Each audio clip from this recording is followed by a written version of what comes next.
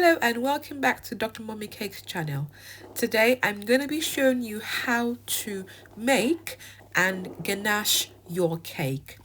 This is a skill that every cake decorating beginner should learn. First, let's make our chocolate ganache. You need chocolate that has been broken up into smaller pieces and double cream. In this tutorial, I'm making milk chocolate ganache, but you can also make white chocolate ganache. I have a video showing you how to make delicious whipped white chocolate ganache. The first step in making your ganache is heating up your double cream. So put it in a heat-proof bowl and microwave it in 30 seconds interval. So my microwave, after about a minute and a half, it's nice and warm. You want it to be warm enough so that when you pour your chocolate in, it will melt your chocolate. But be careful, you don't want to overheat your cream, otherwise it will split and it will affect the consistency of your chocolate. Once you've poured your chocolate in, then you want to mix it until it's nicely melted.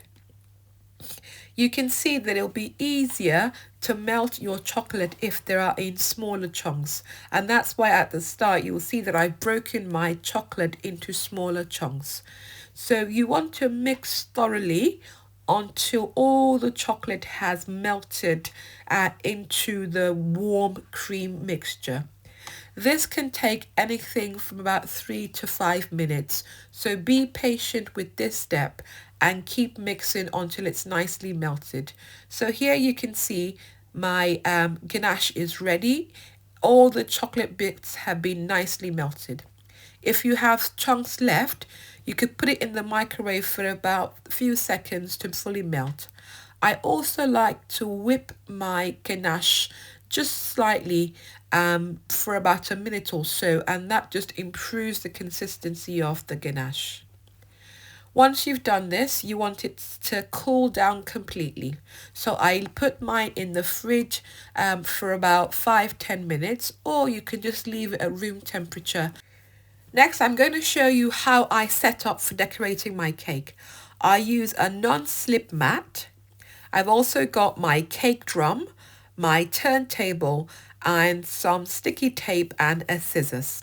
So I set my non-slip backing on the work surface, and that will stop my turntable from moving around. So place your turntable on the non-slip, and what I like to do, I'll either use another non-slipped on top of my turntable, but working with ganache, this can get really sticky.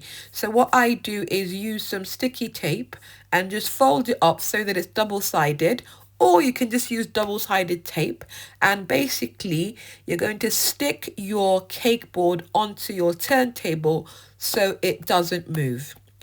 Make sure that you're using a cake drum and if not a cake card.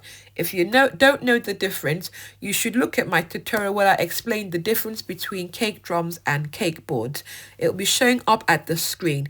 So here you can see I'm just using some tape to stick the cake board onto my turntable, and it seems like a simple step, but this is crucial to make sure that you set up everything right, so that when you start to decorate, as you are decorating, your cake board and your cake will not be moving around, and this will allow you to get the finish that you want. Thank you for watching all of my tutorials. If you haven't subscribed, please click the subscribe button now. I would really appreciate your support in bringing you all my amazing tutorials. So it's all set up and we're ready to begin. By this time, my ganache has cooled down slightly, and you can see it's now looking more like a peanut butter consistency, and that's what you're aiming for. You don't want it to be too runny, but at the same time, don't leave it too long because it will harden as it cools. So I'm just putting a little bit of ganache on the cake drum, and this will act like a glue, and I'm sticking my cake on. Now this is my amazing buttermilk cake. You can see how nice and fluffy and soft it is. If you want to learn how to make this, the link will show up at the top of your screen or it'll be in the description box. So I'm putting my first layer of ganache on. Again, I have a tutorial where I show you how to stack up your cake. So if you want to learn this in more detail, the link is showing up at the top of your screen, or you can check in the description box.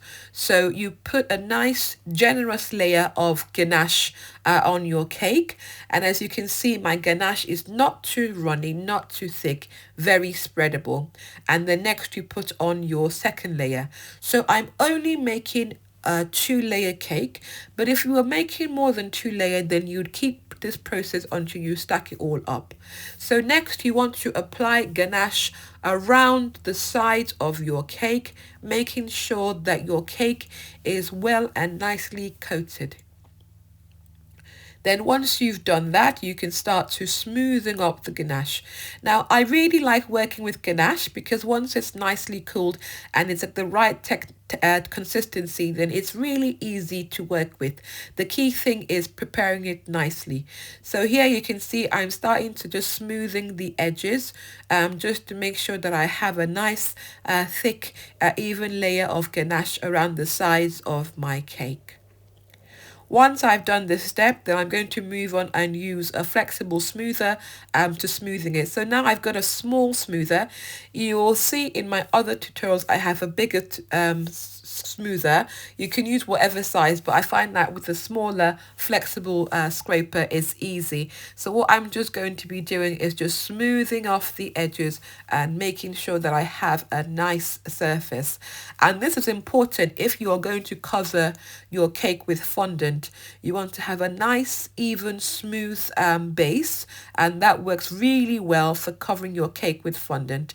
And here I'm just using a larger smoother just to smoothen the top of the cake to have a nice flat surface.